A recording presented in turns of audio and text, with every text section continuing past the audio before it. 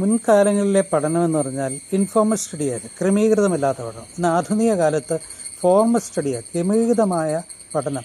അറിവ് യുക്തിയും ചേർന്ന് ചിന്തിക്കേണ്ട കാര്യങ്ങൾ ചിന്തിച്ച് അറിവിൻ്റെ പുതിയ മേഖലയ്ക്ക് കോമൺ സെൻസ് യുക്തിപരമായും പഠിപ്പിക്കുന്നതാണ് ഫോർമൽ സ്റ്റഡി.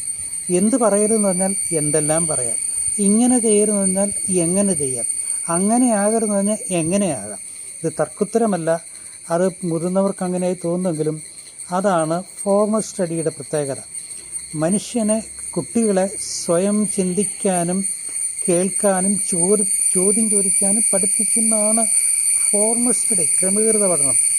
തർക്കശാസ്ത്രം എന്നൊന്നുണ്ട്, അത് പലർക്കും കേട്ടിട്ടുണ്ടാകാം. ഡയലക്റ്റിക് എന്ന് വെച്ചാൽ വൈരുദ്ധ്യാത്മക ചിന്ത.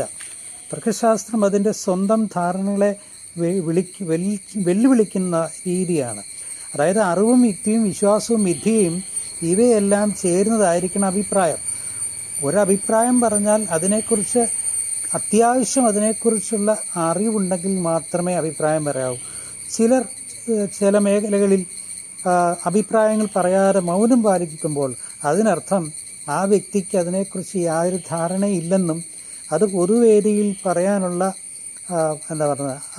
അതൊരു പൊതുവേദിയിൽ അഭിപ്രായം സംസാരിക്കാനുള്ള വൈക്ലഭ്യവും തൻ്റെ കഴിവില്ലായ്മയുമാണ്, സഭാകമ്പം എന്ന് പറയാമത്.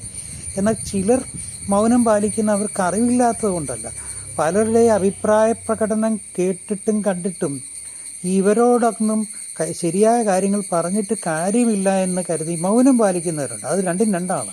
അപ്പോൾ നമ്മൾ അറിവും യുക്തിയും വിദ്യയും ചേർന്ന് പ്ലേറ്റോ തൻ്റെ റിപ്പബ്ലിക്ക എന്ന പുസ്തകത്തിൽ ആ കാര്യം സൂചിപ്പിക്കുന്നുണ്ട്.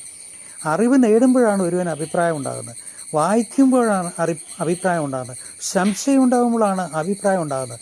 ഞാനും നിങ്ങളും മൗനമായിരിക്കുന്നു, അത് കഴിവല്ല, കഴിവുകേടാണെന്ന് തിരിച്ചറിയുക. അറിവുകളില്ലാതായാൽ യാതൊരു അഭിപ്രായമില്ലാതെ എവിടെയും മൗനം പാലിക്കും. അഭിപ്രായം പറയുന്നില്ലെങ്കിൽ അതിനർത്ഥം അയാൾക്ക് ആ പരാമർശിക്കപ്പെട്ട വിഷയത്തെക്കുറിച്ച് യാതൊന്നും അറിയില്ല എന്നല്ലേ നാം ചിന്തിക്കേണ്ടത്.